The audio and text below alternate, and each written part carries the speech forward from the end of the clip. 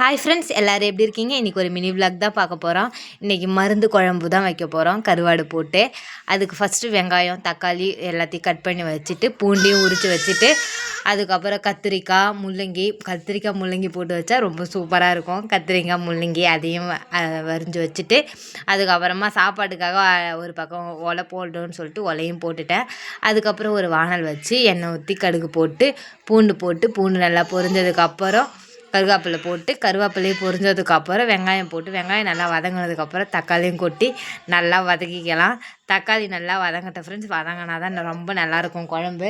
அதுக்கப்புறமா நாம் அரிஞ்சு வச்சுருக்கோம் பார்த்தீங்களா ஃபஸ்ட்டு முள்ளங்கி போட்டுக்கலாம். முள்ளங்கி போட்டு அதையும் நல்லா வதக்கி விட்டுறலாம். வதக்கி விட்டதுக்கப்புறம் நம்ம கருவாடை ஆஞ்சு வச்சுட்டு அந்த கருவாட்டில் சுடு தண்ணி இருக்குது பார்த்தீங்களா, அதை ஊற்றி வச்சுக்கலாம். ஏன்னா அப்போ தான் அதில் இருக்க உப்பெல்லாம் போகும், ரொம்ப உப்பு கக்காமல் இருக்கும். அதில் ஊற்றி வச்சுட்டு அதுக்கப்புறமா அரிஞ்சு வச்ச கத்திரிக்காயையும் போட்டு அதையும் நல்லா வதக்கிக்கலாம்.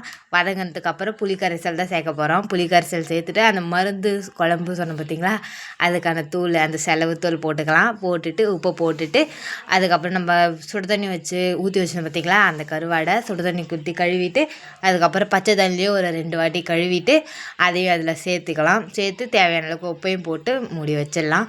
அதுக்கப்புறம் இந்த பக்கம் ஒலை கொச்சிச்சு ஃப்ரெண்ட்ஸ். ஒலை கொச்சதுக்கப்புறம் கழுவி வச்சுருக்க அரிசியும் போட்டு கிளறி விட்டுக்கலாம். அப்புறம் குழம்பு ரெடி ஆகிடுச்சு.